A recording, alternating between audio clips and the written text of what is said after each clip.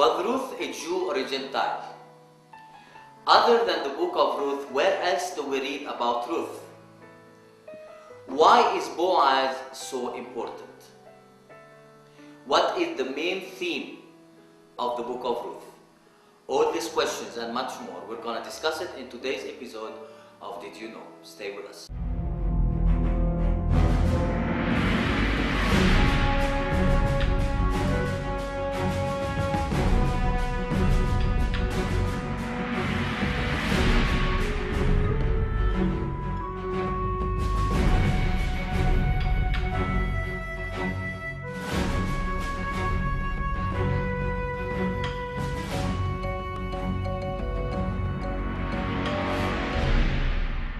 In the name of the Father, the Son, and the Holy Spirit, one God, amen.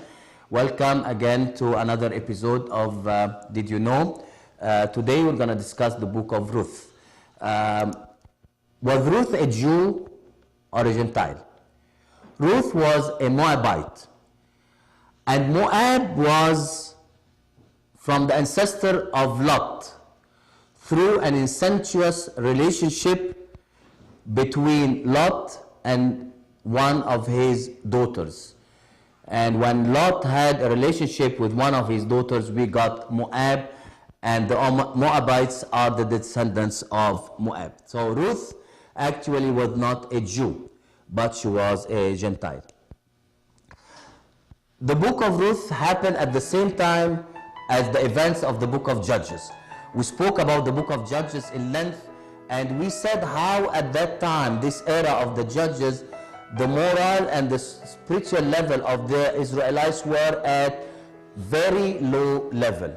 And we spoke about how they are used to worship the pagans of the Canaanites around them, and how they used to offer human sacrifices and all this sexual immorality. The spiritual level and the morale of the Israelites at the time of Judges were so low. But the story of Ruth comes at this time as a very bright story, and we all know the story of Ruth. I'm not going to go through that.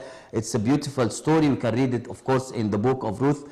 It's only 82 verses, 4 chapters, so it's very easy to read.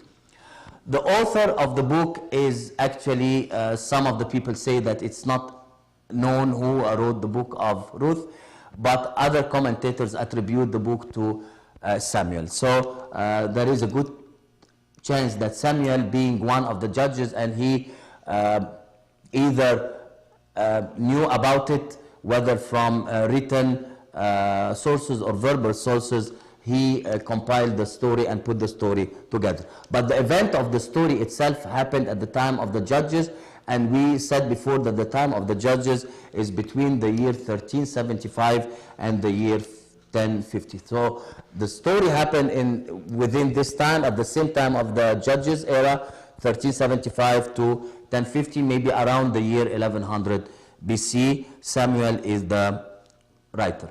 And the story is about this Israelite family, Elimelech, his wife Naomi, and his 2 sons. A famine happens there in Bethlehem, and they flee to Moab. The 2 sons marry the 2 women. One of them is Ruth. And then Elimelech and the 2 sons die.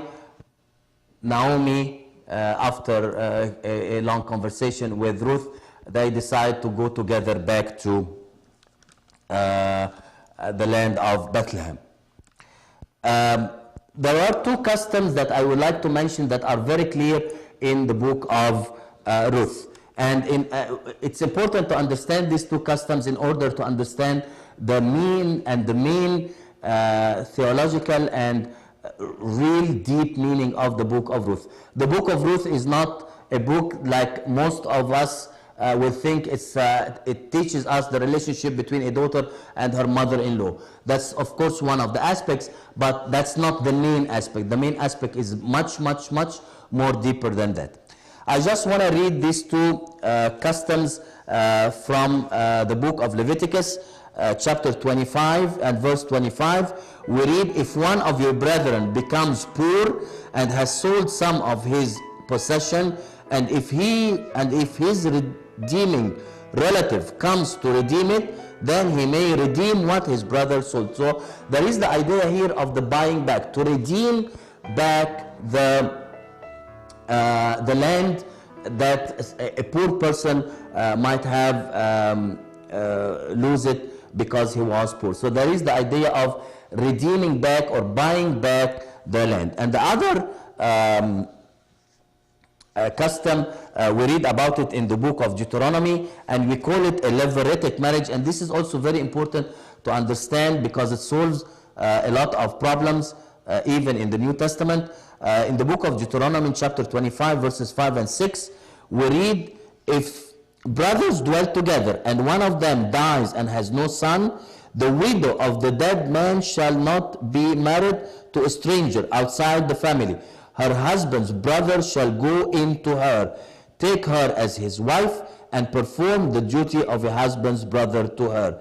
And it shall be that the firstborn son which she bears will succeed to the name of his dead brother, that his name may not be blotted out of Israel. So, in a case like this, what we just mentioned, a child which is who is born to